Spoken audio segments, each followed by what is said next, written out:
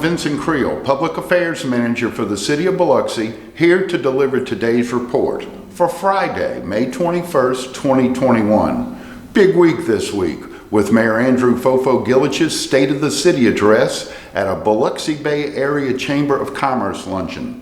There was also huge news on the gaming front. We'll have your weekend preview, the latest on the COVID front, the Sandman cometh, and the weekend weather. But first, our top story.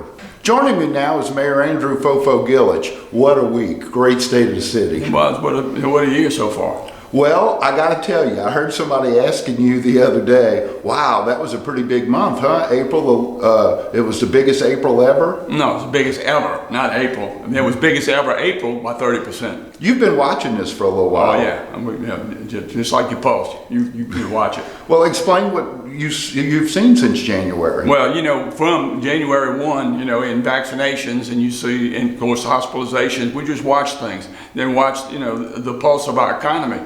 And, gross gaming revenue is an easy factor. It jumped, from February from about 72 million into March to 92 million, and out of April, 111 million. Only 4 times in recorded history as far as legalized gaming has gross gaming revenue crossed $100 million. And gross gaming revenue is what they pay taxes on with the casinos. That's the net operating income for a month. For tax purposes, it's 12%. 8% goes to the state, 4% is to the cities and the counties and each one of the school districts. So I watch it. I think you went out of your way the other day too to point out that this is just not good for Biloxi. That's right. I said who booked the winner was the state of Mississippi. Mm-hmm. So what does all of this mean for the city of Biloxi in our future? Well, it's not bad. So you figure out what's the opposite of bad is good. Were you pleased with the turnout at the Biloxi? Yeah, it was good. Like I said, I wish I'd have prepared a little bit, but you get excited to see all those folks, and you don't want to forget anyone. But it was truly, good to be amongst the living. Mayor, thank you very much. Thank you.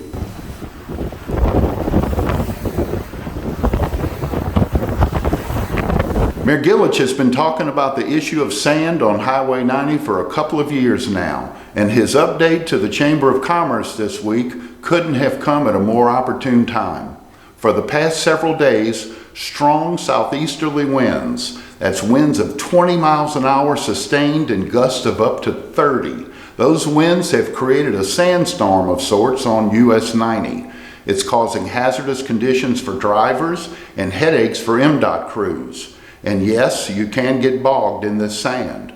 Well, on Thursday, Mayor Gillich reminded the audience that underway right now in East Biloxi is a project that could help address this frustrating problem.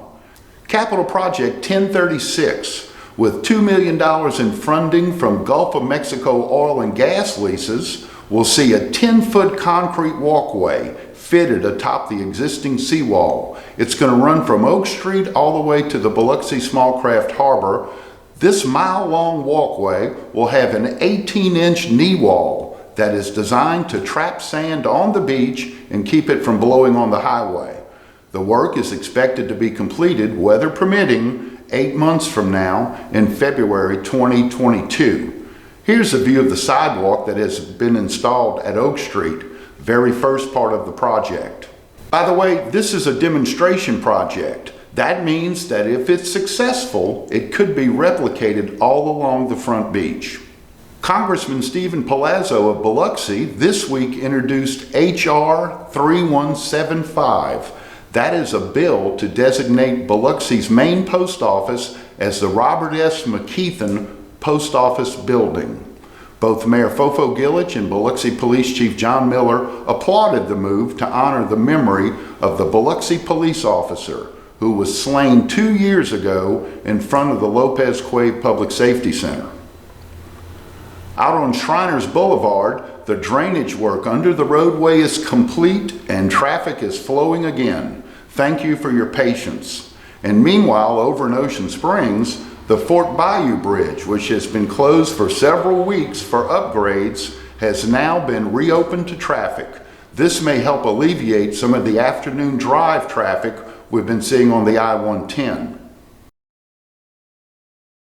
As of Thursday, May the 20th, the Mississippi State Department of Health reports 276 new cases of the coronavirus statewide and 9 new deaths statewide. In Harrison County, 13 new COVID-19 cases were reported and 1 new death was reported. Overall, more than 316,000 cases of COVID-19 have been reported statewide, with more than 7,200 deaths. In Harrison County, more than 18,000 cases have been reported, with more than 300 deaths.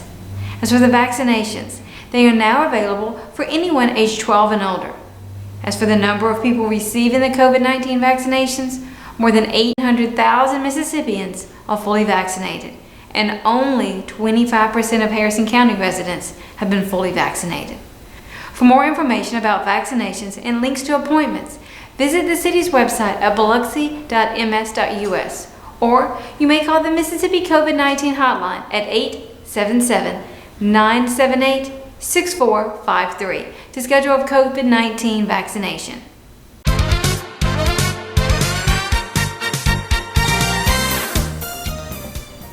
The weather this weekend will be nice yet breezy, with a coastal flood advisory in effect until 1 early Saturday morning. Temperatures will range from the mid to upper 60s to the lower 80s, and it will be mostly sunny.